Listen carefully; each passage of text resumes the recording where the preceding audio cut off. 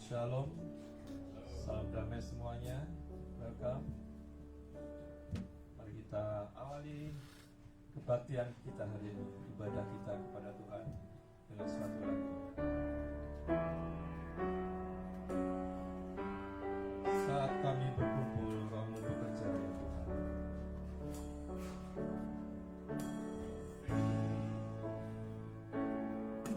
Kasih Tuhan tak berkesudahan,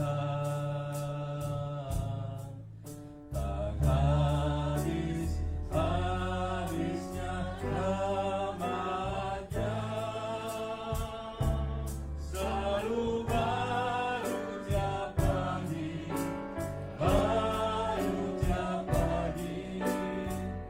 besar setiamu Tuhan, besar setiamu.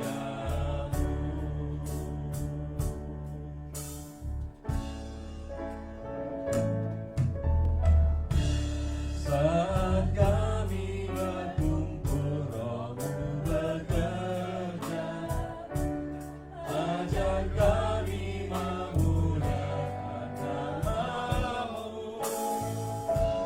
Kala hati kami mulai menyembah, berkat-Mu atas kami Tuhan,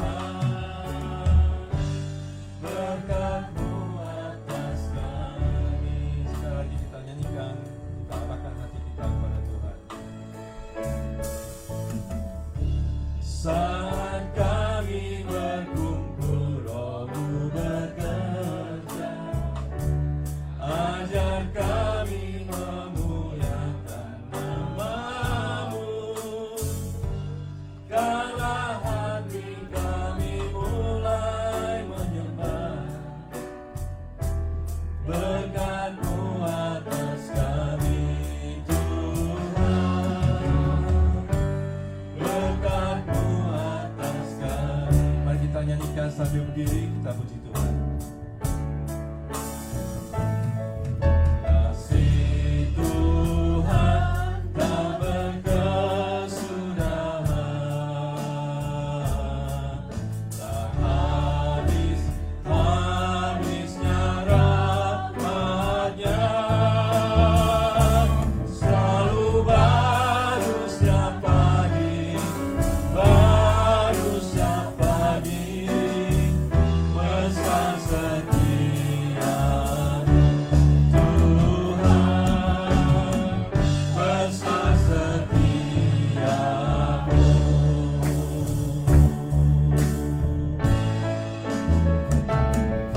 Kasih Tuhan tak berkesudahan,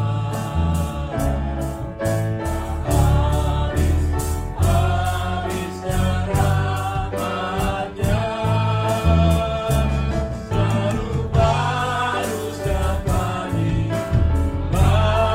setiap pagi, besar setiamu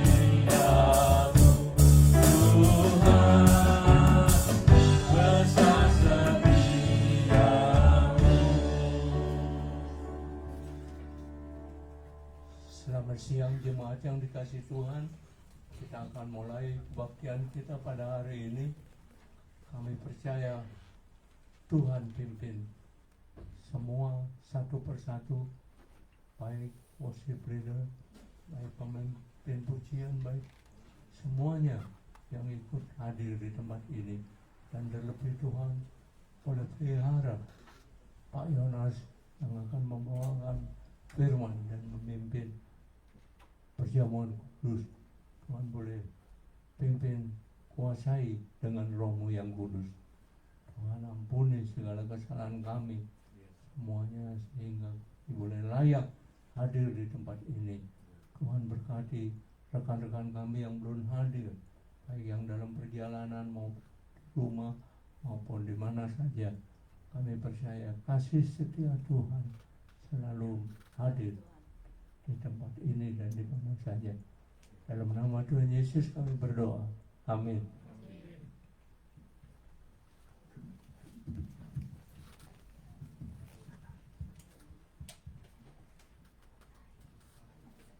Silakan duduk saudara-saudara.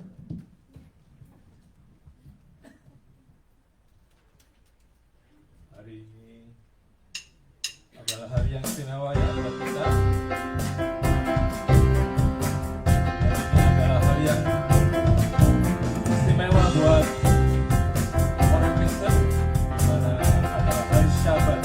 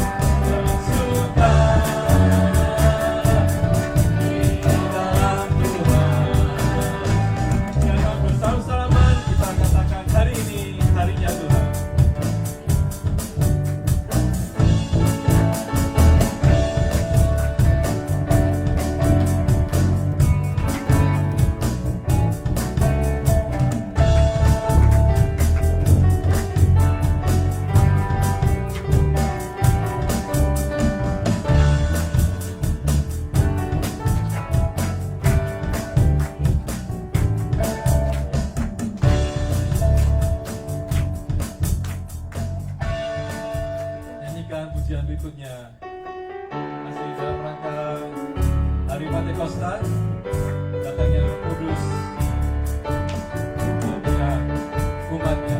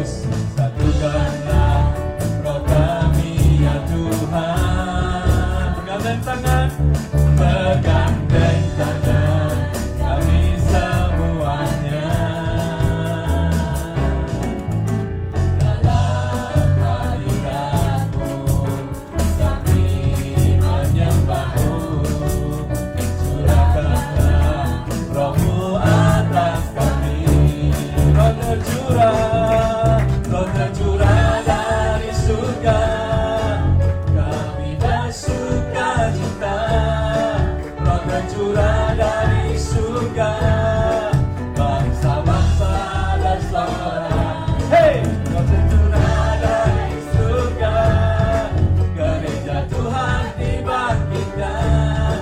Roh tercurah dari surga, gereja Tuhan dibangkitkan.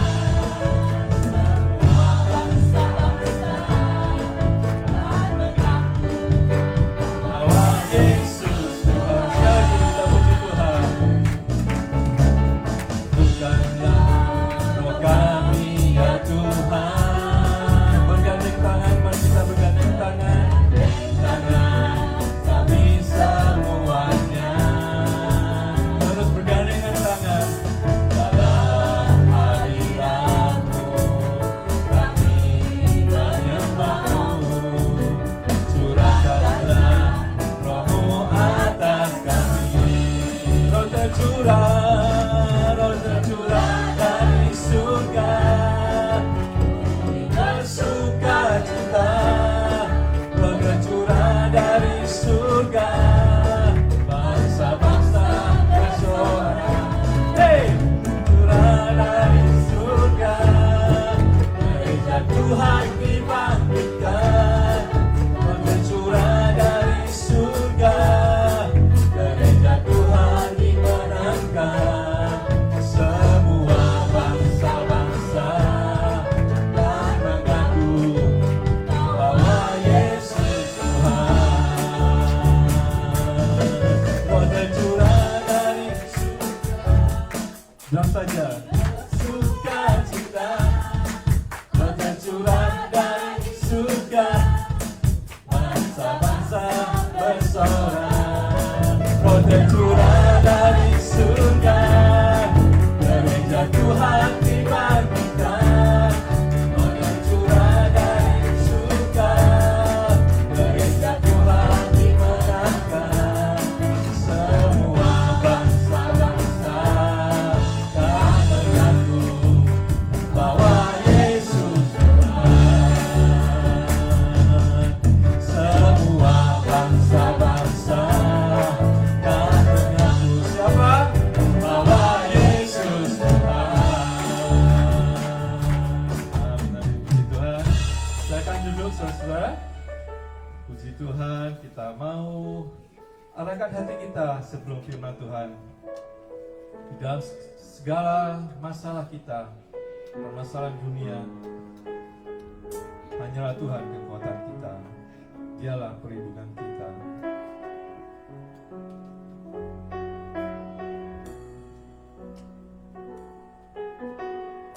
Kita pasrahkan hidup kita ke dalam tangan-Mu. Engkaulah kekuatanku, tempat perlindunganku. Saat badai menerpa, aku tak akan goyah.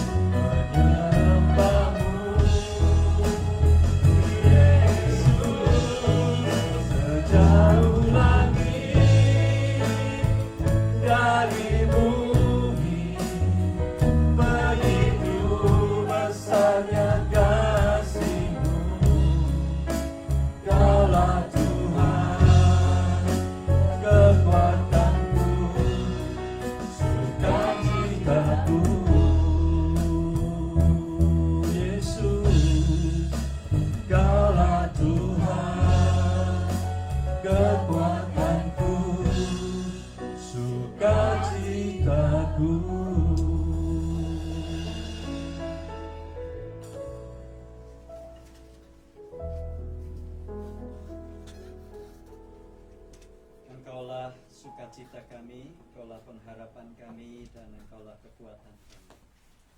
Dan kami bersyukur ya Tuhan kalau pagi ini atau siang hari ini kami ada di tempat ini untuk dikuatkan kembali melewati hidup, melewati hari-hari yang tidak mudah, tetapi kami percaya Engkaulah kekuatan kami selama-lamanya. Tuhan, Engkau memimpin, menolong kami, Engkau dimuliakan, dipuji, ditinggikan. Di dalam nama Tuhan Yesus kami siap menyebut firman-Mu, taruh di dalam mulut pipi lidah hamba-Mu ini perkataan-Mu sendiri. Dalam nama Tuhan Yesus, firman yang ajaib itu kami berdoa. Amin.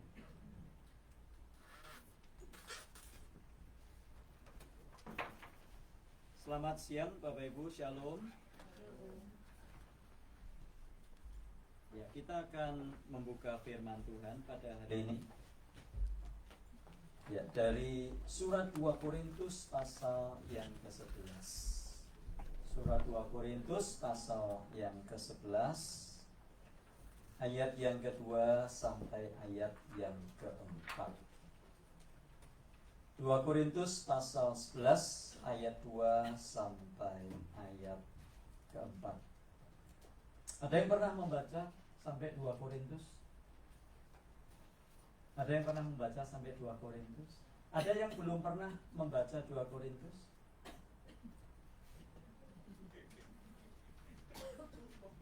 Saya ulang lagi. Ada yang pernah membaca sampai 2 Korintus?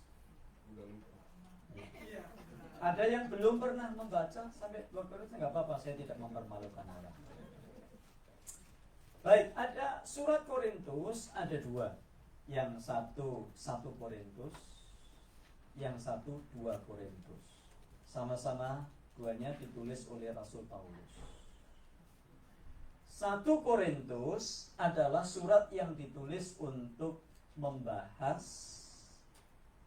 problem dan pertanyaan yang disampaikan oleh jemaat Korintus. Dan pada waktu itu Rasul Paulus sebagai orang yang terlibat di dalam pendirian jemaat Korintus merasa perlu untuk menjawab dan meluruskan. Misalnya, apakah orang Kristen harus tidak menikah semua? Celibate. Ya, celibate. Seperti orang Romo Pastor itu tidak menikah. Lalu pertanyaan kedua, bagaimana dengan makan daging yang sudah dipersembahkan untuk berhala? Yang ketiga, pertanyaannya tentang karunia-karunia roh, ya, tentang bahasa roh.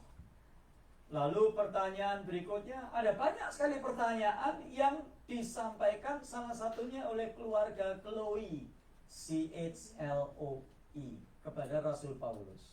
Sehingga Rasul Paulus merasa perlu untuk menjawab. Bahkan jemaat Korintus terbagi-bagi, terpecah-pecah. Yang satu berkata dari golongannya Paulus, satu dari golongannya Apolos, yang satu dari golongannya yang lain lagi. Sehingga Rasul Paulus berkata, kalau kamu itu terpecah-pecah, adakah tubuh Kristus terpecah-pecah? Itu surat 1 Korintus. Itu sebabnya itu menjadi rujukan. Misalnya orang Kristen tidak boleh membawa masalah gereja ke pengadilan. Itu jelas-jelas ada di dalam surat Korintus. Lalu tentang kawin cerai, bagaimana? Itu ada di dalam surat Korintus. Terlalu panjang untuk dibahas Bapak Ibu, yaitu Bible Study. Saya ingat dulu Maranatha pernah belajar Bible Study sama saya sampai surat 1 Korintus itu. Kalau masih ada yang ingat, saya harap ada satu aja yang ingat. Sudah bagus Bapak Ibu. Ya. 2 Korintus belum dibahas. Nah, surat 2 Korintus beda. Surat 2 Korintus adalah begini. Jadi ada orang-orang yang datang ke Korintus untuk menjelek-jelekan Rasul Paulus. Oh, Rasul Paulus itu rasul palsu. Rasul Paulus itu siapa? Dia bukan rasulnya Yesus. Yang rasul-rasul itu kan Matius, ya, ada 12 murid, ada Simon, Petrus, Yakobus dan sebagainya. Kalau Paulus itu bukan. Lalu ada yang mengatakan Paulus ini rasulnya rasul apa, ya? Kalau ketemu, dia itu rasul yang malu-malu. Kalau dia nulis surat, waduh, suratnya kerasnya minta ampun. Rasul Paulus itu munafik. Lalu Rasul Paulus diceritakan tentang hak-hak seorang rasul dan sebagainya. Itu sebabnya surat 2 Korintus ditulis untuk menyanggah atau membela kerasulan Paulus.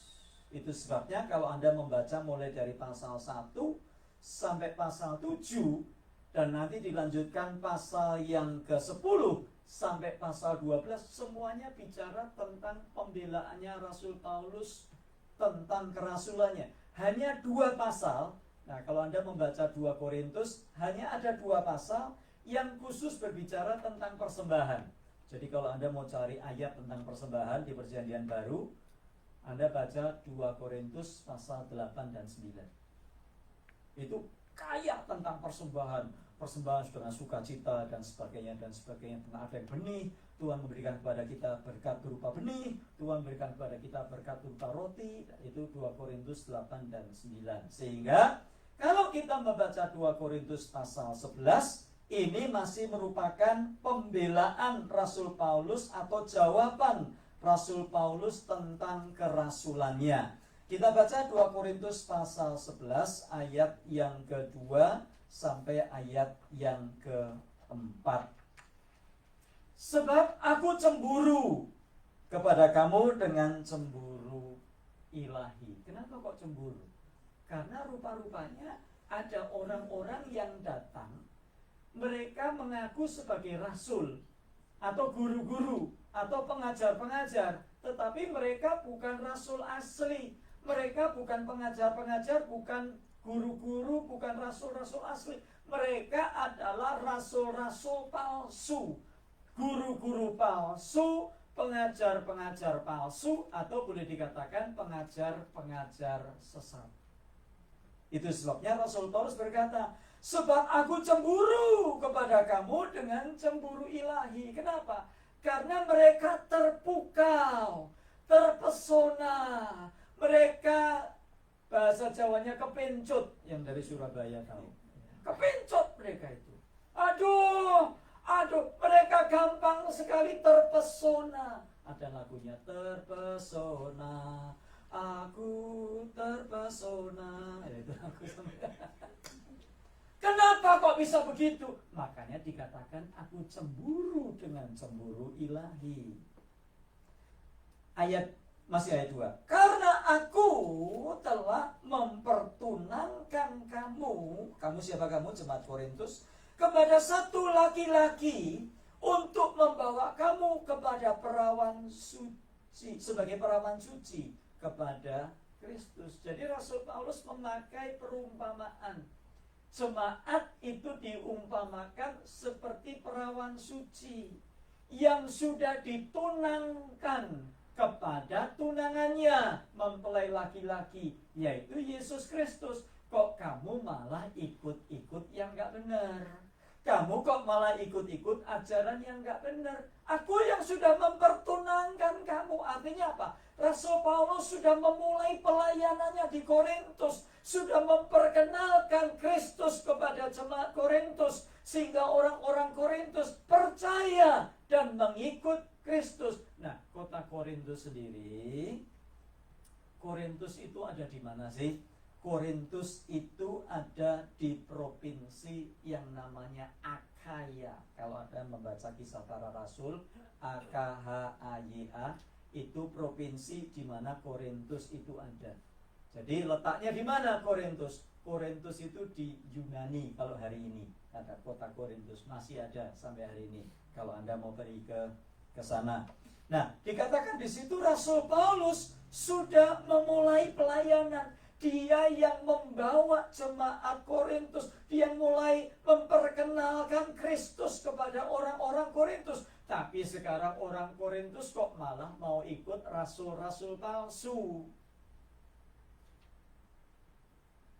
Ayat 3. Tetapi aku takut kalau pikiran kamu disesatkan melepaskan dari kesetiaan kamu yang sejati kepada Kristus. Makanya tadi dibilang kata aku cemburu dengan cemburu ilahi. Sama seperti Hawa diperdayakan oleh ular itu dengan kelicikannya. Nah, secara tidak langsung Rasul Paulus berkata, guru-guru palsu itu licik. Kenapa? Kalau tidak licik, tidak banyak pengikutnya. Supaya banyak pengikutnya harus licin dan licik. Diumpamakan seperti Hawa yang diperdayakan oleh ular itu dengan kelicikannya. Iblis itu pintar atau licik? Licik. Kenapa iblis itu licik? Sebab kalau tidak licik, maka orang tidak ada yang ikut. Makanya nanti kalau Anda membaca di dalam ayat yang ke 2 Korintus ayat yang ke-14. Ada yang mau baca? 2 Korintus 11 ayat 14. Kalau ada silakan berdiri baca ayat 14. Siapa aja boleh? Ayat 14. Ada? Minta tolong satu. Hal itu tidak usah mengherankan sebab iblis pun menyamar sebagai malaikat terang. Iblis menyamar sebagai malaikat terang. Kenapa kok harus menyamar sebagai malaikat terang? Supaya orang-orang ikut.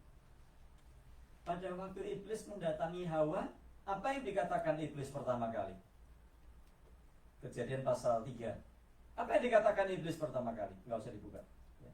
Ini tes Alkitab. Pada waktu si ular itu mendatangi Hawa, apa yang dikatakan kepada Hawa? Kira-kira iblis kalau mendekati kita sekarang pakai shalom nggak? Ya, pakai shalom juga mungkin, iya kan? Terus apa yang dikatakan si ular itu? Nggak ada yang ingat segini banyaknya.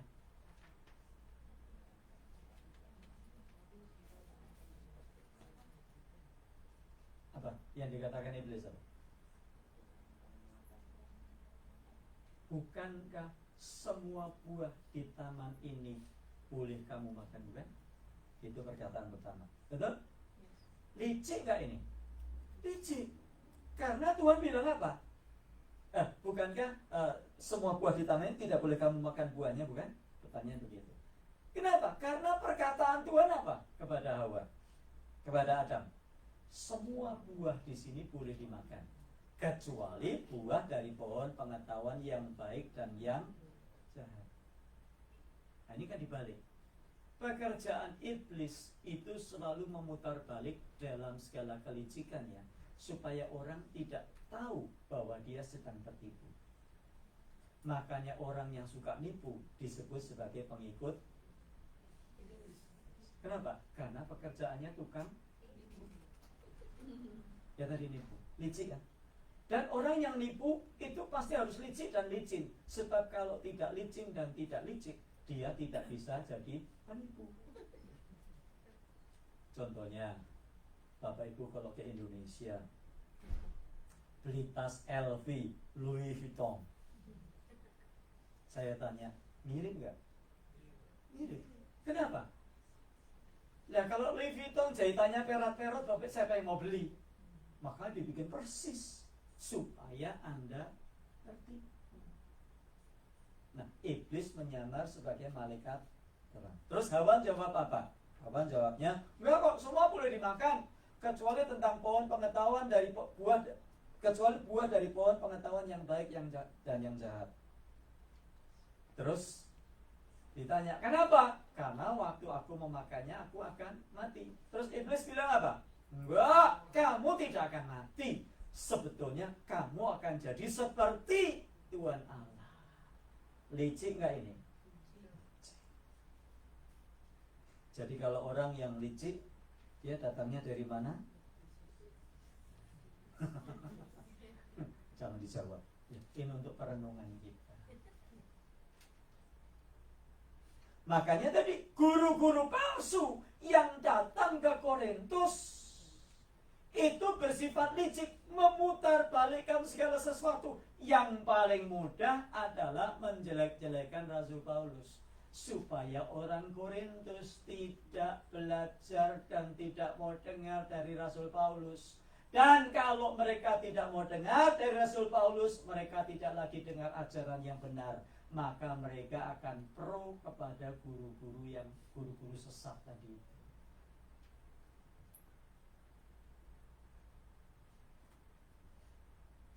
Nah, jemaat yang dikasihi Tuhan, peristiwa seperti ini terus berulang, baik kepada jemaat di kota Kolose, baik kepada jemaat di kota Galatia, bukan di kota Galatia, di wilayah Galatia, karena Galatia itu provinsi. Ada Galatia Utara, ada Galatia Selatan, itu letaknya di Turki. Itu terjadi, orang-orang guru-guru palsu, ya guru-guru sesat datang dan menyesatkan orang. Sehingga orang tidak lagi mengikuti Yesus, tetapi mengikuti yang saya sebut Yesus yang lain. Nah, gereja Tuhan itu biasanya menghadapi musuh dari luar, itu biasanya jagoan. Menghadapi penganiayaan, kuat, strong. Menghadapi persekusi, kuat. Siapa yang takut persekusi? Mati pun mau. Tapi biasanya gereja itu kalah oleh musuh-musuh dari dalam. Nah, siapa musuh-musuh dari dalam? Ayat 4. Ada 3 jenis musuh dalam selimut.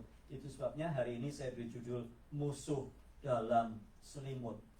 Sebab biasanya sama-sama satu selimut itu bukan musuh, ya kan?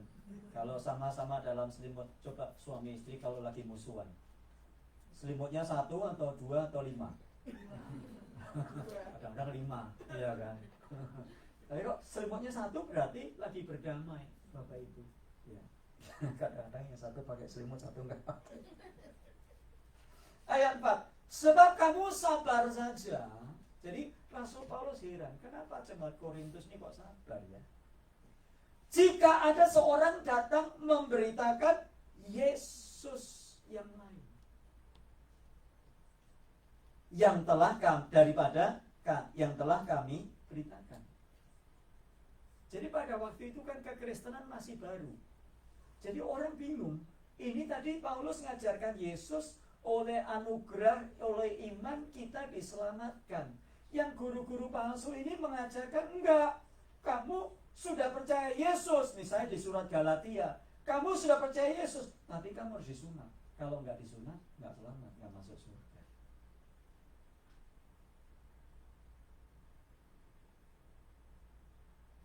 Jadi, siapa musuh dalam selimut? 1, mereka yang memberitakan 1, Yesus yang lain. Yang kedua, atau memberikan kepada kamu roh yang lain. Yesus yang lain, roh yang lain, daripada yang telah kamu terima. Atau apa? Yang ketiga, Injil yang lain daripada yang telah kamu terima. Jadi ada 3 musuh dalam selimut yang harus kita waspadai. Apa itu? Yesus yang lain, roh yang lain, Injil yang lain. Ayo sama-sama yuk supaya nggak lupa. Yesus yang lain, roh yang lain, Injil yang lain. Nah, Yesus yang lain itu bagaimana? Yesus yang lain adalah ajaran yang menekankan Yesus tanpa salib. Mereka menekankan kemuliaan, kuasa, keberhasilan. Tetapi Rasul Paulus memberitakan Yesus yang disalibkan. Yesus yang lain adalah Yesus yang sesuai dengan keinginan manusia. Yesus yang tidak menuntut pertobatan. Yesus yang tidak menuntut ketaatan. Yesus yang tidak menuntut pengorbanan. Dan Yesus versi ini lebih nyaman dan populer.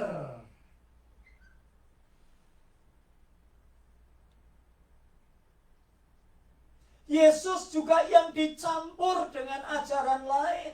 Nama Yesus tetap dipakai, tetapi ditambah filsafat, ditambah mistis, ditambah dengan ritual-ritual. Sehingga yang namanya Yesus bukan seperti Yesus yang diajarkan Alkitab. Kira-kira hari-hari ini banyak nggak ya Yesus yang lain yang diajarkan di gereja-gereja? Banyak sekali. Yesus yang hanya menekankan kepada kenyamanan, bukan Yesus yang menekankan kepada pertobatan. Yesus yang menekankan kepada ketaatan. Mengikut Yesus, Bapak Ibu, itu bukan seperti sulapan. Tahu ya sulapan? Simsalabim. Ya, ikut Yesus simsalabim. Wah, besok jadi kaya raya. Bapak Ibu, itu tidak beda sama orang Jawa. Di Jawa ada yang namanya Gunung Kawi, betul ya? Dari Surabaya, Jawa Timur. Gunung Kawi menjanjikan apa? Kekayaan. Nah, kalau ikut Yesus modelnya seperti itu, berarti Anda itu menyamakan Yesus dengan gunung. Ada lagi di Jawa itu ada macam-macam gunung ya. Satu Gunung Kawi menjanjikan kekayaan. Kalau Gunung Kemukus menjanjikan apa? Di Jawa Tengah menjanjikan apa? Gunung Kemukus menjanjikan apa? Kalau Gunung Kawi kekayaan, kalau Gunung Kemukus jodoh.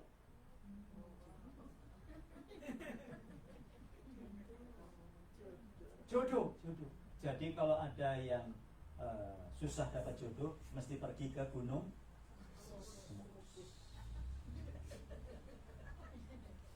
Jadi kalau Anda ikut Tuhan Yesus hanya karena pengen dapat jodoh, Anda itu mempersamakan Yesus dengan gunung.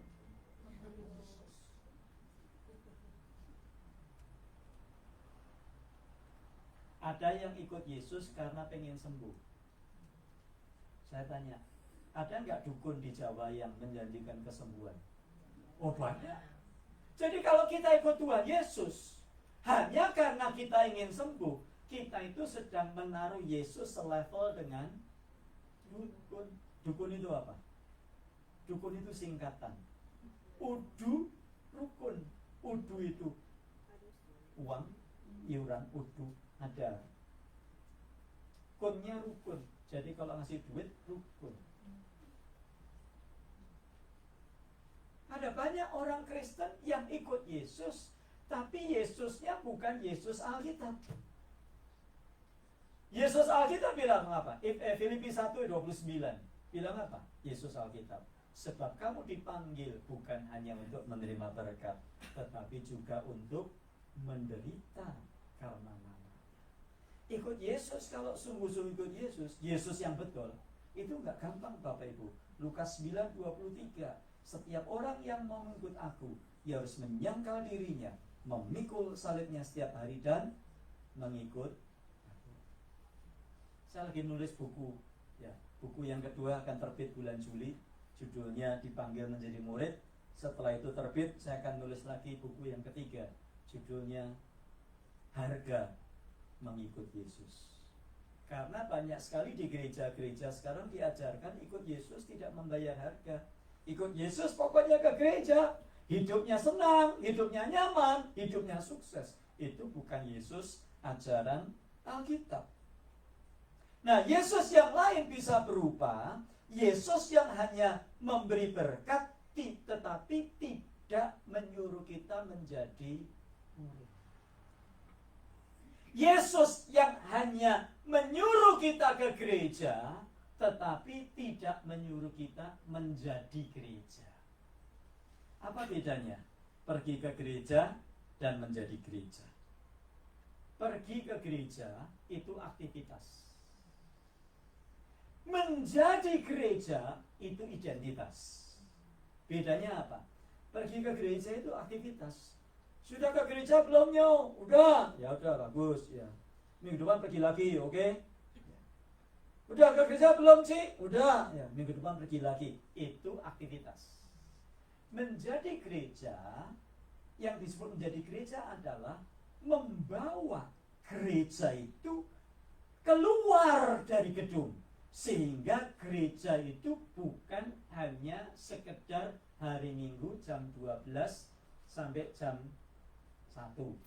Kalau yang khotbah Pak Jonas sampai 1.30. Bukan. Gereja adalah bagaimana kita punya identitas, menghadirkan Tuhan, menghadirkan gereja di rumah. Jadi rumah itu adalah gereja. Tempat kerja kita adalah juga gereja. Lalu lintas di mana kita mengemudikan mobil itu juga gereja. Itulah yang namanya identitas. Jadi gereja bukan sekedar aktivitas, tapi gereja adalah identitas. Ngerti maksudnya ya? Ada banyak orang menjadikan gereja cuma aktivitas. Begitu keluar dari gereja, ya sudah, saya sudah ke gereja kok, iya kan? Masa bodoh. Mau saya drive 100 mile per hour, urusan saya sendiri. Pendeta jangan banyak ngomong, cerewet amat lu.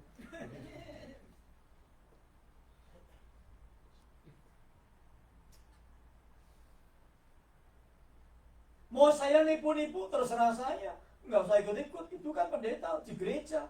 Kalau di luar sudah jangan ikut-ikut. Ngapain lu banyak ngomong lu, cerewet lu. Hidupku adalah hidupku sendiri. Jangan urusin hidup saya. Keliru. Di dalam gereja dan di luar gereja kita harus sama. Karena gereja bukan sekedar aktivitas, tetapi identitas kita. Yesus yang lain adalah Yesus yang hanya mengampuni, tetapi tidak memanggil kepada kekudusan. Nggak apa-apa kok wong Tuhan ampuni. Yesus yang lain adalah Yesus yang hanya menjadi penolong, tetapi bukan yang ditaati. Yesus yang lain adalah Yesus yang dibuat sesuai dengan budaya, culture, dan keinginan manusia. Nah, masalah terbesar bukan orang menolak Yesus, melainkan orang menerima Yesus yang lain. Yesus yang telah dibentuk menurut keinginan. Jadi Yesusnya Yesus yang sesuai dengan keinginan saya. Kalau Yesus nggak sesuai dengan keinginan saya, sorry, gua kagak mau. Keliru. Kita yang harus menyesuaikan diri dengan Yesus seperti apa yang dikatakan Alkitab. Itu sebabnya Bapak Ibu yang dikasih Tuhan, membaca Alkitab itu penting. Ini pendeta ini setiap kali datang khotbahnya selalu nyuruh-nyuruh baca Alkitab. Ya nggak apa-apa. Mau sampai Tuhan Yesus datang saya akan ngomong itu terus Bapak Ibu. Kenapa? Karena baca Alkitab itu penting supaya kita mengerti Yesus yang sebetulnya itu seperti apa. Tadi Yesus yang lain. Yang kedua tadi apa? Yesus yang lain, terus roh yang lain. Apa yang dimaksud dengan roh yang lain? Nah, Rasul Paulus tidak sedang berbicara tentang roh manusia, melainkan pengaruh rohani yang berbeda dari Roh Kudus yang bekerja melalui Injil. Jadi ada roh yang lain yang diajarkan. Kalau Yesusnya salah, maka rohnya salah. Artinya, ketika seorang menerima Yesus yang palsu, dia membuka diri terhadap pengaruh rohani yang bukan berasal dari Roh Kudus. Contohnya apa? Roh yang lain menurut 2 Korintus. Nanti silakan dibaca. Roh yang lain adalah roh yang meninggikan manusia, bukan Kristus. Sudah pernah dengar ada pendeta yang naik turun surga, pulang pergi? Ada? Ada yang membanggakan dirinya pernah pergi ke neraka. Di neraka dia melihat ada iblis menyiksa orang-orang yang ada di neraka. Itu bukan roh dari Tuhan. Roh dari Tuhan bukan meninggikan diri, bukan meninggikan dan memuliakan pengalaman. Roh yang dari Kristus, roh yang dari Tuhan Roh yang dari Roh Kudus adalah roh yang memuliakan Yesus Kristus, dan hanya Dia yang dimuliakan, enggak ada yang lain. Pengalaman saya tidak menambah kepada kebenaran Injil. Biarpun saya bilang saya pernah pergi ke surga, Bapak Ibu, itu tidak bisa dibandingkan dengan Injil Tuhan. Hari-hari ini ada banyak kesaksian, saya dibawa Tuhan ke surga, saya dibawa ke Tuhan ke surga, saya dibawa Tuhan ke surga. Lah kok beda-beda, Bapak Ibu? Saya lama-lama juga bingung. Ada banyak orang cerita saya dibawa Tuhan ke surga, tapi ceritanya si A sama si B sama si C sama-sama pernah dibawa Tuhan ke surga aja beda itu. Ada pendeta Indonesia yang satu bilang saya dibawa Tuhan ke surga, saudara. Di situ saya lihat Tuhan Yesus, tangannya berlubang paku di sini. Ada lagi satu, sama. Saya waktu itu dibawa Tuhan Yesus juga. Saya ditabrak truk waktu itu ya, terus dibawa Tuhan Yesus ke surga. Terus saya lihat Tuhan Yesus berlubang paku di tangannya. Lah kok beda, saudara? Lah lubangnya di sini atau di sini?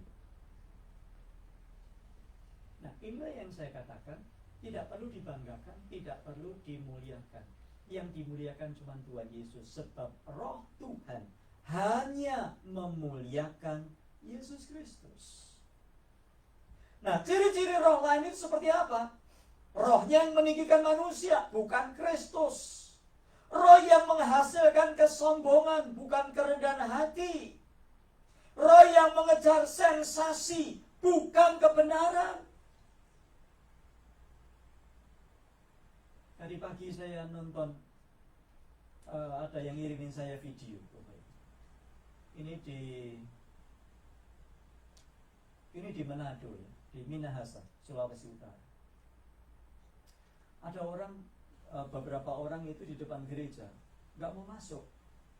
Terus pendetanya begini, mari Jo, kebaktian Jo, mari Jo, gitu. Karena Manado pakai Jo gitu. Saya namanya Jonas, mungkin Manado juga. Mari Jo. Ini orangnya ya, tidak mau. Mari Jo, dirangkul gitu, ditolak gitu ya. Mari Jo, ibadah, sudahlah, kita satu dia wis. Tidak bisa. Terus orangnya datangi pintu gereja, dia pegangi pintunya. Minggu depan, ini sudah rata dengan tanah. Orang Kristen. Nggak tahu ini ada masalah apa, saya juga nggak tahu. Ini bukan urusan saya, nggak begitu ya. Ngancam, pegang pintu nih. Minggu depan, ini sudah rata dengan tanah. Roh apa yang sedang bekerja? Bapak Ibu tahu? Roh apa yang sedang bekerja? Bukan roh Kristus, roh yang lain. Kenapa? Kalau roh Kristus, nggak mungkin begitu. Roh Kristus adalah roh yang mengampuni, roh yang sabar menerima orang satu dengan yang lainnya. Kasih pasti lemah lembut, betul? Kasih pasti murah hati, memaafkan. Nah, coba diselesaikan ini. Kasih pasti murah hati, kasih-Mu Tuhan, ajarilah kami ini saling mengampuni, ajarilah kami ini saling mengasihi.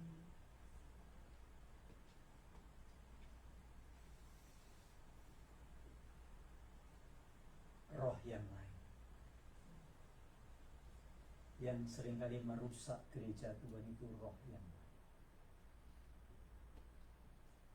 Roh dari Kristus mungkin tidak harus cocok, tetapi tidak membuat kita harus saling membunuh. Roh yang dari Kristus, bukan roh yang mengejar sensasi. Jadi Rasul Paulus kemudian berbicara tentang iblis yang menyamar sebagai malaikat terang. Jadi Yesus yang lain, roh yang lain, terus Injil yang lain. Kalau Yesusnya sudah lain, maka rohnya pasti lain. Kalau Yesusnya lain, rohnya lain, pasti Injilnya lain. Nah, Injil yang lain bentuknya apa? Injil legalistik, percaya kepada Yesus saja tidak cukup. Harus ditambah peraturan-peraturan dan ritual-ritual. Sama seperti orang Galatia, harus disunat. Kalau nggak disunat, nggak masuk surga. Apalagi ya, contoh sekarang saya kok susah ya. Apa? Mungkin ada yang tahu. Yesus, Injil yang lain hari-hari ini contohnya apa? Ada yang tahu? Yesus plus apa? Ya, kalau itu disuruh firman Tuhan. Oh, ini harus bahasa roh. Bahasa roh boleh ya. Saya tidak anti bahasa. Saya juga kalau doa kadang pakai bahasa. Tapi kalau mengharuskan, Anda itu Injil yang lain. Apalagi yang bilang kalau tidak bahasa roh tidak masuk surga. Loh, ayatnya di mana? Bahkan ada pengajaran begini. Kalau berdoa jangan pakai bahasa Indonesia. Pakai bahasa Indonesia dicuri sama iblis. Terus pakai bahasa roh supaya tidak dicuri sama iblis. Loh, saya cari ayat, nggak ada itu ayatnya. Saya cari tidak ada itu. Ini yang disebut Injil yang. Nah, firman Tuhan mengatakan kalau kamu berkumpul 2-3 orang saja yang berbahasa roh, dan harus ada yang bukan menerjemahkan, menafsirkan. Kalau nggak ada ya udah diam. Sebab kalau ada di antara kamu, kalau kamu semua berbahasa roh, terus masuk orang baru, bukankah kamu itu seperti orang gila bagi mereka? Itu Injil yang. Apalagi contohnya? Nah, terima kasih. Saya nyari-nyari nggak ketemu. Ada lagi Injil yang lain contohnya? Tadi yang dikatakan Alice betul. Harus dibaptis supaya masuk surga. Loh, mana ada orang dibaptis masuk surga? Yang ada percaya Yesus, mengikut Yesus, titik, nggak ditambah-tambah lagi. Nggak ada itu yang namanya kamarnya harus ada salib, ya, WC-nya harus ada salib. Maksud salib kok ditaruh di WC itu, kan? Namanya udah tempat lain dong. Ya. Aneh ya. Tapi ya begitulah yang terjadi. Apalagi Yesus yang ditambah-tambah, itu enggak boleh. Itu Injil yang lain. Ada lagi yang saya susah meyakinkan orang, tapi yang harus diciptakan gosip.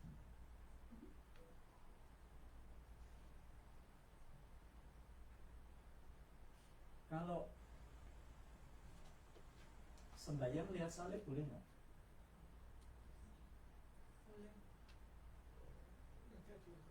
Ya boleh, kenapa nggak boleh? Sembahyang lihat istri ya boleh. Yang tidak boleh adalah kalau tidak lihat salib, saya nggak bisa sembahyang. Artinya apa? Anda sudah memberhalakan salib. Oh enggak, saya nggak memberhalakan salib. Itu Yesus plus, bukan Injil yang lain.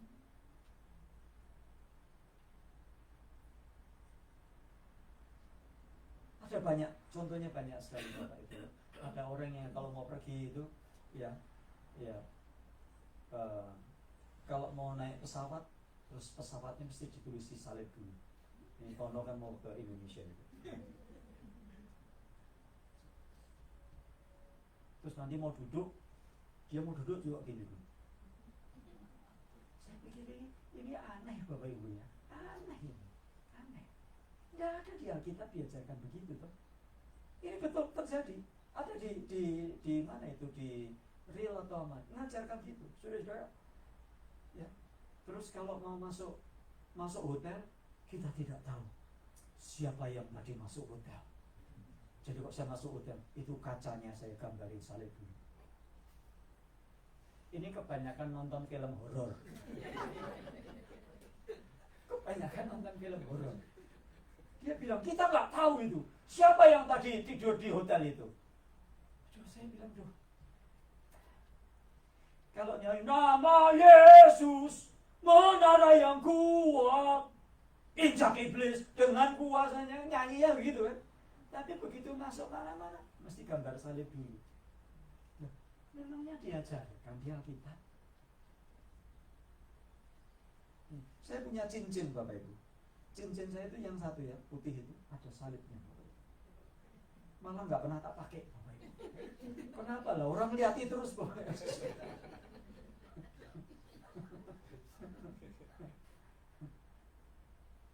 Ya, sembahyang boleh nggak naik pesawat? Boleh.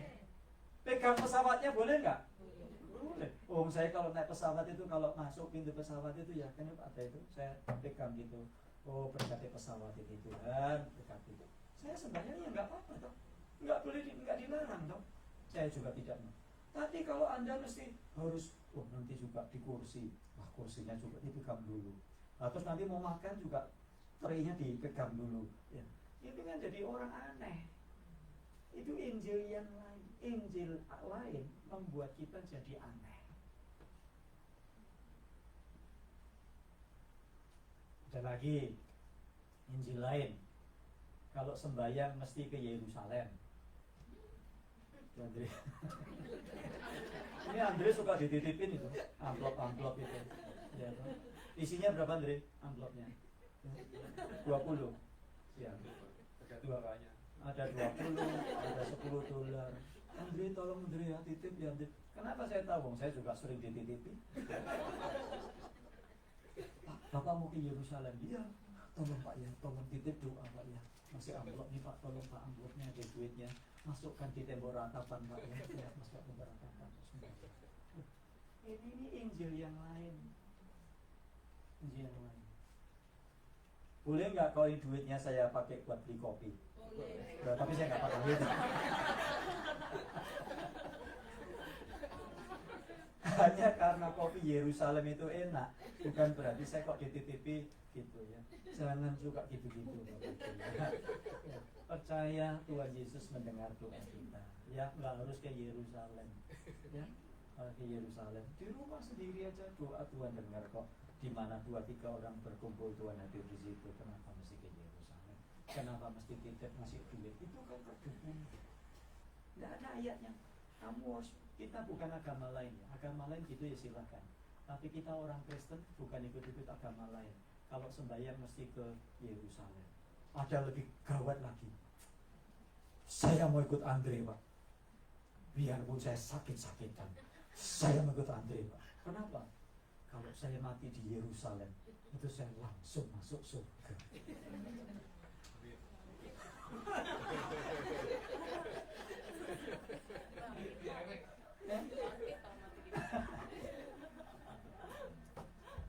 Susah, ya. Yang mau ngirim arem-arem mesti ngirim arem-arem ke Yerusalem. Hanya nunggu snacknya sampai di sana sudah bau kok. Yang mau ngirim pastel sudah bau sampai sana. Jangan khawatir, saya nggak jualan arem-arem hari ini. Jangan pikir ini pesan sponsor. Enggak, saya nggak apa-apa, nggak jualan. Ya.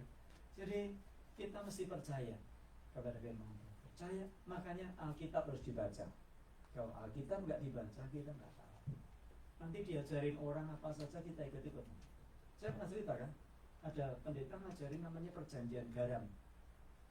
Jadi selesai kebaktian kayak begitu perjamuan, selesai perjamuan ini ada garam itu pakai sak itu disiram di sini. Terus semua sebelum pulang harus nginjak-injak garam di Jogja itu. Nginjak-injak garam Bapak. Karena ini perjanjian garam katanya lebih kuat dari perjanjian perjanjian Taurat atau apa gitu loh. Jadi kalau anda mau dilepaskan dari kutuk, kalau anda nggak mau kena kecelakaan, nggak mau kena tiket, ya, anak cucunya dapat jodoh lancar semuanya, pekerjaan dapat, harus injak-injak garam, ya, injak-injak garam dalam nama Yesus gitu. Saya bilang kenapa nggak diminum sekalian, saya bilang. Loh, mana ayatnya? Tapi yang banyak yang ikut itu, banyak yang ikut itu. Ada lagi yang mengajarkan begini Bapak Ibu, saudara-saudara yang mau jual rumahnya nggak laku-laku, sertifikatnya dibawa. Yang anaknya sering sakit, akte lahirnya dibawa. Ya. Terus yang rumah tangga sering berantem, ya, yang pengen cerai segala macam, akte nikahnya dibawa. Terus diguyur sama garam. Benar ini terjadi. Itu di Palangkaraya, di Surabaya, Purwokerto, Jogja, Jakarta. Karena dia punya persekutuan di mana-mana. Wah, terus orang, oh ya Tuhan, ya Tuhan. Loh, kalau orang suami istri berantem terus, bukan ini yang disiram garam.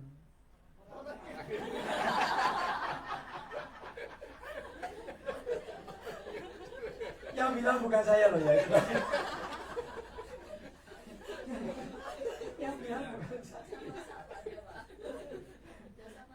Yang bilang siapa tadi? Lili yang bilang.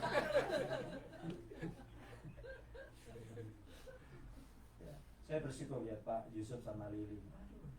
Saya sungguh bersyukur. Gak apa-apa saya cerita ya Pak Yusuf ya. Gak apa-apa ya, saya cerita ya yang dulu ya. Pak Yusuf sama Bu Lili ini dulu pernah dalam situasi yang sulit rumah tangganya. Saya suruh doakan, saya tidak mau. Karena doanya tidak seperti Alkitab. Gak apa Pak Yusuf ceritanya. Saya harap Pak Yusuf masih ingat itu.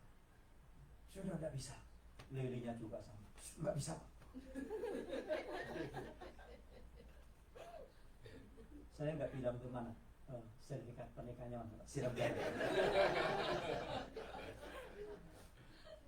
Saya bilang sama mereka berdua, kamu masuk kelas,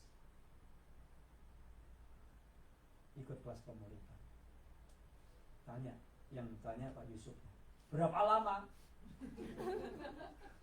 Saya bilang, tidak tahu. Tidak tahu, saya bilang. Terus dia tanya, ngapain aja? Ya pokoknya ikut, saya bilang. Ikut kelas.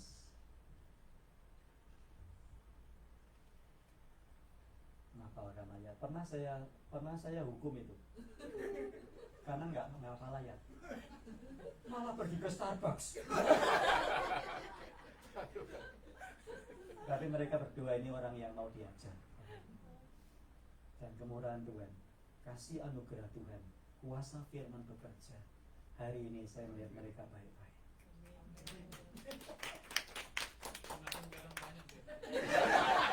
Bukan makan garam, karena digarami oleh firman.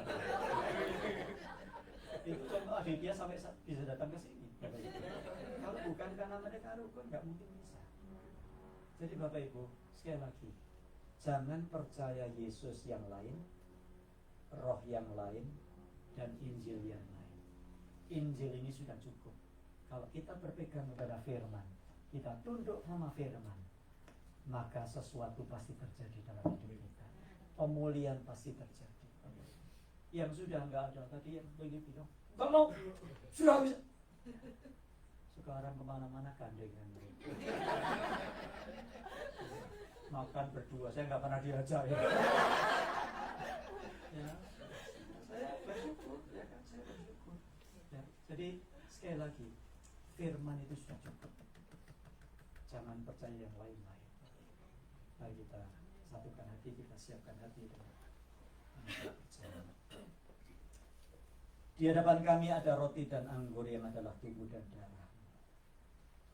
Biar kuasa firman-Mu menguduskan dan menyucikan kami, sehingga kami terus dilayakkan untuk menerima roti dan anggur yang adalah tubuh dan darah. Berkatilah kami Tuhan, dalam Tuhan Yesus kami berdoa. Amin.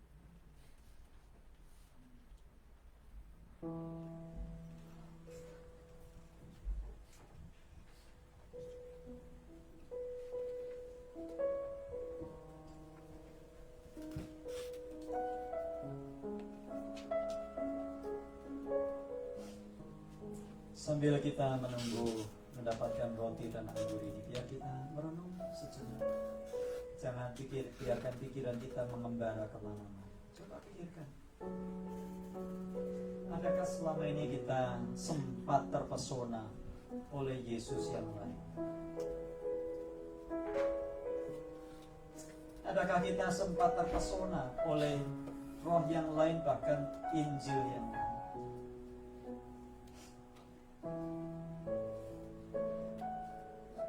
Sesuatu yang sudah bertahun-tahun kita lakukan mungkin terasa asing, aneh kalau kita meninggalkan. Tradisi-tradisi yang kita tambahkan dalam kita mengikut Yesus.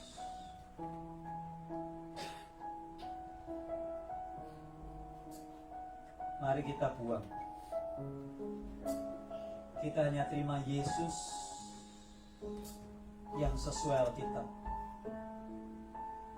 roh yang sesuai Alkitab, dan Injil yang sesuai Alkitab. Kita bukan sedang mengikut orang-orang top, orang-orang terkenal. Kita sedang mengikut Yesus.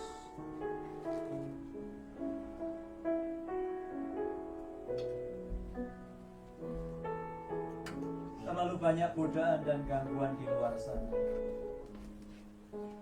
Tapi izinkan saya berkata, ikut Yesus saja. Jangan tergoda, jangan terpesona oleh apapun juga.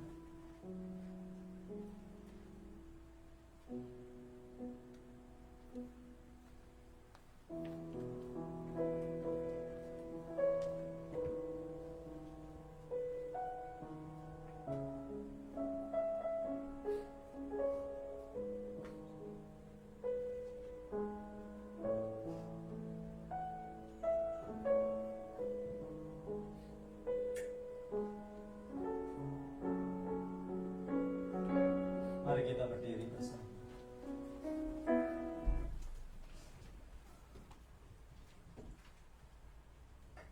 Angkat roti di tangan kita. Dengar firman Tuhan. Demikian pada waktu malam sebelum ia diserahkan, ia mengambil roti, mengucap syukur, memecah-mecahkannya, dan berkata, inilah tubuhku yang diserahkan bagi kamu. Pecahkan bagi kamu.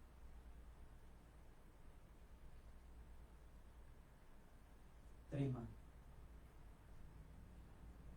Setiap kali kamu memakannya, kamu ingat akan aku. Mari makan roti ini dan mengingat akan Kristus yang sudah mati di kayu salib bagi Anda dan saya. Jangan sia-siakan pengorbanannya. Jangan terpesona oleh Injil yang lain, Yesus yang lain. Mari kita makan bersama-sama.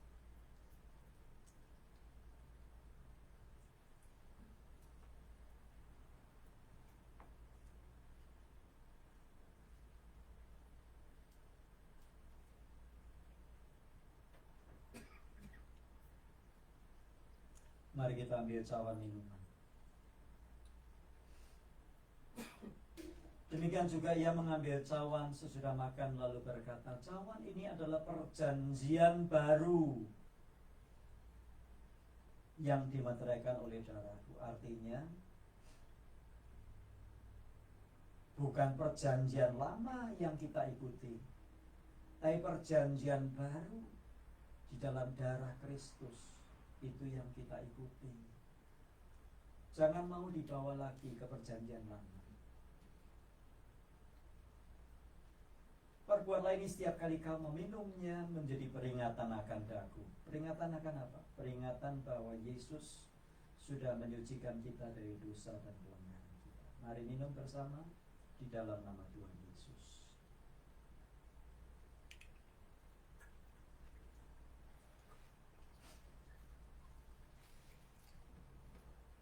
Kami mau berdoa untuk si Irene ya Tuhan, yang besok akan dioperasi tulang lehernya.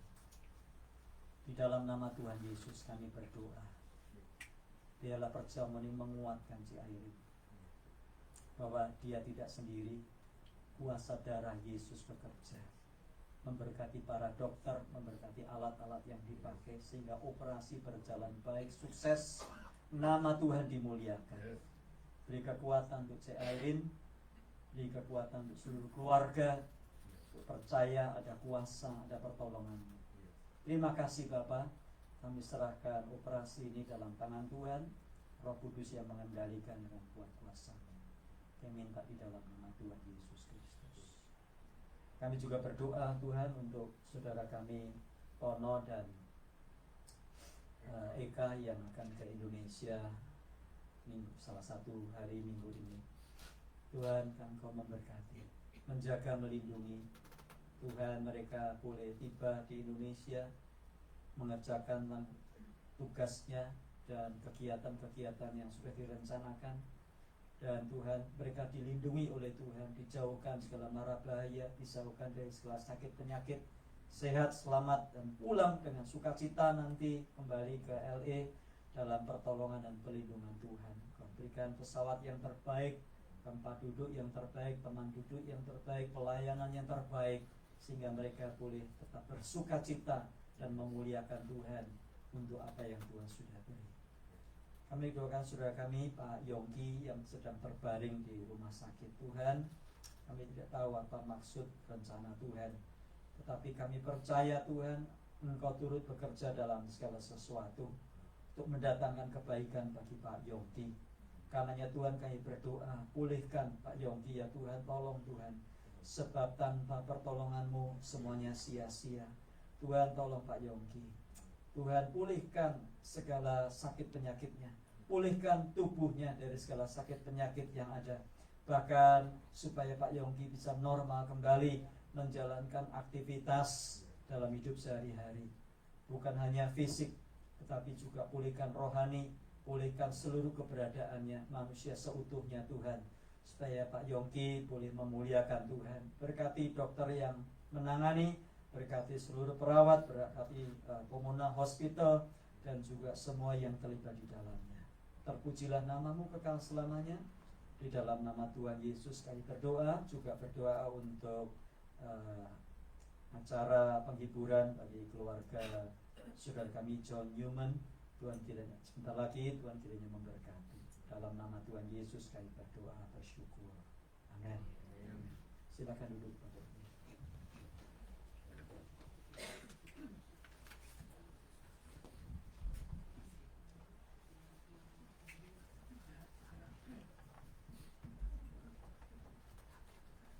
Terima kasih pada Pak Yonas yang sudah memimpin kita semua.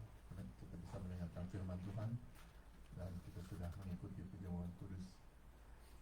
Saudara, kita mempunyai hidup yang baru di dalam Tuhan. Mari saudara kita datang lagi sekali lagi kepada Tuhan. Tuhan Allah Bapa kami dalam surga, terima kasih ya Tuhan, segala berkat-Mu ya Tuhan, pemeliharaan-Mu ya Tuhan, yang kami percaya, yang kami sudah mengaku di hadapan Tuhan bahwa hidup kami adalah di tangan Tuhan. Sejak kami lahir, sejak kami berjuang untuk hidup ini ya Tuhan, kami berusaha di dalam dunia ini ya Tuhan, melewati ya Tuhan banyak rintangan, mungkin banyak sukacita ya Tuhan. Kami mau setia kepada Tuhan. Tuhan memelihara kami. Tuhan, saudara kami mungkin ada yang sakit, mungkin ada masalah yang mesti rintangan, maupun dengan segala kekhawatiran dalam hidup kami ini ya Tuhan. Kami sekali lagi mau menyerahkan diri kami kepada Tuhan. Tuhan, tolonglah ya Tuhan, bagi yang sakit, Tuhan akan menghibur dan menguatkan ya Tuhan. Oh Tuhan, kami juga menyerahkan negara kami yang tercinta, di mana saja kami berada, bahwa Tuhan ikut campur ya Tuhan. Tangan Tuhan menolong ya Tuhan, sehingga kami bisa beroleh hidup di tengah-tengahnya ya Tuhan, dengan bersandar kepada Tuhan, dan kami bebas bisa datang kepada Tuhan.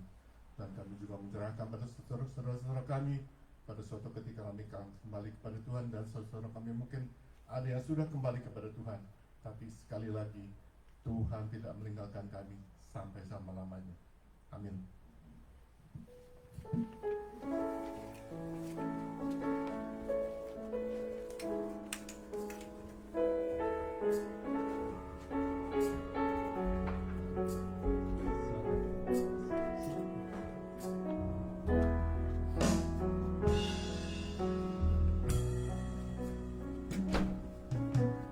Jiwaku bertanya, apakah masih ada harapan melewati tarisan rasa susah di dada? Imanku berkata, Tuhanku yang pegang kuasa, Dia selalu bekerja, meski mataku tak melihat. Walaupun gunung itu tak berpindah, tetap percaya Kau yang punya kuasa. Sekalipun ku dalam lembah gelap, tak mengapa asal Kau di sampingku. Walaupun masalahku masih ada, tetap percaya rencanamu terindah. Pribadimu takkan pernah berubah. Iman yang aku pegang padamu, Tuhan yang setia. Sekali walaupun gunung tak berpindah, walaupun gunung itu tak berpindah, tetap percaya Kau yang punya kuasa. Sekalipun ku dalam lembah gelap, tak mengapa asal Kau di sampingku. Walaupun masalahku masih ada, tetap percaya rencanamu terindah. Pribadimu takkan pernah berubah. Iman yang aku pegang padamu, Tuhan yang setia.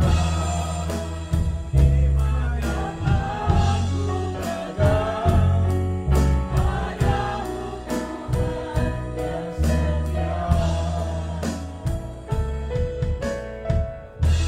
Bapa kami yang ada di dalam surga, yang merupakan sumber dari segala berkat, yang memberkati kami, kesehatan kami, sehingga kami boleh datang ke tempat ini. Melindungi kami dari sejak matahari terbit sampai matahari terbenam, melindungi kami selalu. Tuhan juga yang selalu setia menemani kami melalui firman-firman Tuhan yang boleh disampaikan, boleh kami dengar. Oleh karena itu ya Tuhan, atas berkat-berkat semua yang Kau berikan, kami mengucapkan syukur melalui persembahan yang kami berikan. Sucikan, berkati persembahan ini ya Tuhan, agar dapat dipergunakan untuk kerajaan-Mu, pelebaran kerajaan-Mu, dan serta juga petugas yang menjalankan tugas ini. Engkau berkati mereka. Kami serahkan semua ini dalam nama Tuhan kami Yesus Kristus, Juru Selamat kami yang hidup. Amin.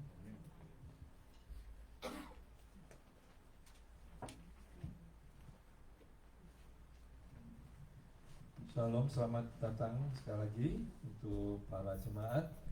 Dan hari ini kita ada, sudah lama gak ketemu, Cik Liana, juga Marian, Enet, dan Cik Natasha dan Pak Agus dari Reseda. Mereka khusus datang untuk acara Memorial Service John nanti. Dan ada lagi? Gak ada ya? Oh, Susan, long time no see. Ya, minggu depan datang lagi ya. Oke. Minggu depan firman Tuhan akan disampaikan oleh Pastor Musiko Ponirin. Judulnya belum tahu. Dan seperti biasa, hari Rabu ada fellowship onsite di Reseda jam 6.45 dengan dinner dulu dan Zoom melalui jam 8 malam. Temanya mungkin tentang Greece tadi, seperti yang di firman seperti yang Pak Yonas bilang. Jadi kami mengundang semua untuk boleh ikut Zoom itu. Kita mau share tentang perjalanan napak tilas istilahnya ke Greece, dari mana? Termasuk Korintus tadi. Dari Athens lalu naik ke Tesalonika, Filipi, lalu balik ke Korintus di bawah. Dan ada lagi tambahan? Tidak ada. Kita tutup dengan suatu lagu pujian. Maranatha. Kita berdiri, kita berdoa.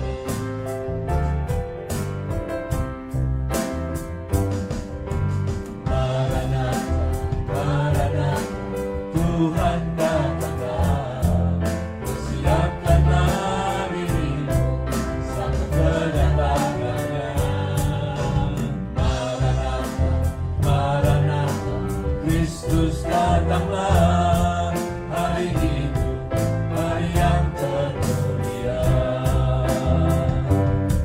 Haleluya, Tuhan datanglah dalam kemuliaannya bersama para tebusan.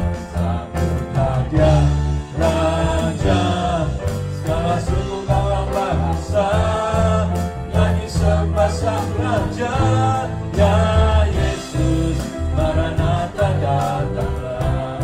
Haleluya, haleluya, Tuhan datanglah dalam kemuliaannya bersama para tebusan. Sambutlah dia, Raja, segala suku kaum bahasa nyanyi sembah sang Raja. Ya Yesus, Maranatha datanglah. Ya Yesus, Maranatha datanglah. Ya Yesus, Maranatha datanglah.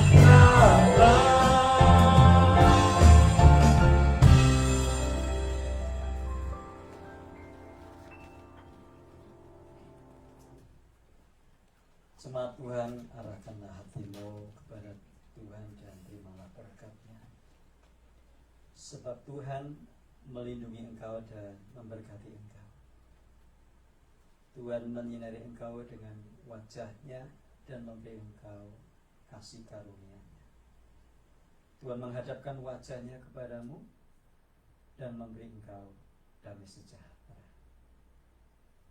Dalam nama Tuhan Yesus. Amin.